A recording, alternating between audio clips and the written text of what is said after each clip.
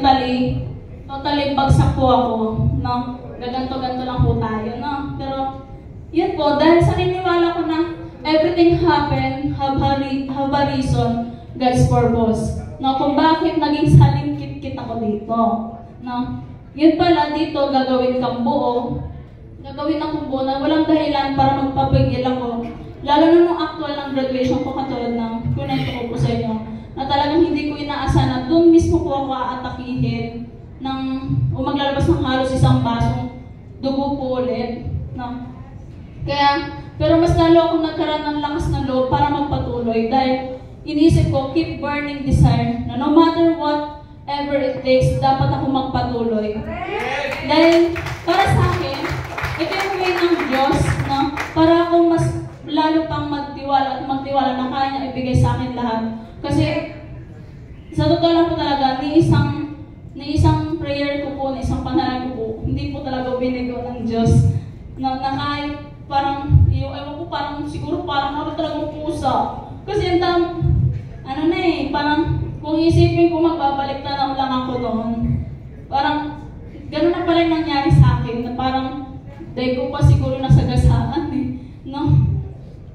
Ang dami parang patuloy pa rin hanggang ngayon, patuloy pa rin pinagkakaloban ng buhay at lakas ng Diyos na kahit na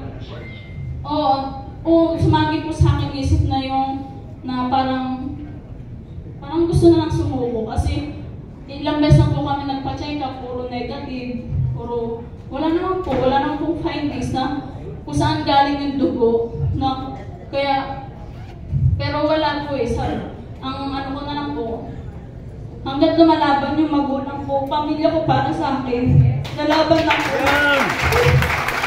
Sabi ko, hindi ako iiyak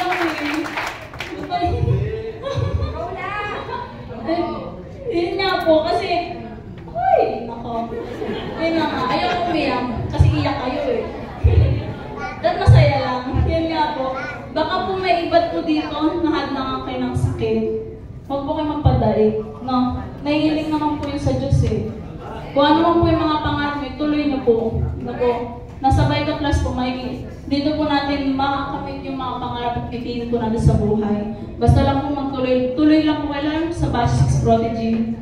Kaya nyo po yan. Maraming discouragement. Natulog ko sa may palaka. No?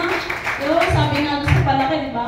Kumbaga, kailangan pa ba natin magbingi-bingihan? Diba? Kailangan pa ba natin maging bingi? Diba? Hindi, kumbaga doon sa may sinasabi namin, puro ka Baika Plus, puro ka inom ng Baika Plus. Marami na rin po kaming, kaya po pumasok po sa aming therapy, kaya po, yun po yung mga therapies.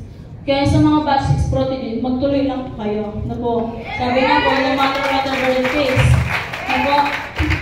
Kaya yun po, katulad po kayo sa akin, na dating ngayon, ay mas lalo kayong dapat magpatuloy sa programang ito dahil dito ka hubugin at dito ka babaguhin. Yun. Sana po may natutunan po ka kahit na ganun po ang aking slide. Wala akong nakita. No? So ngayon po, ayun naman po, maraming salamat po at great Baika morning po sa ating lahat. Ayan, sinan po natin ang isang power. Ma'am, Joanna Marie.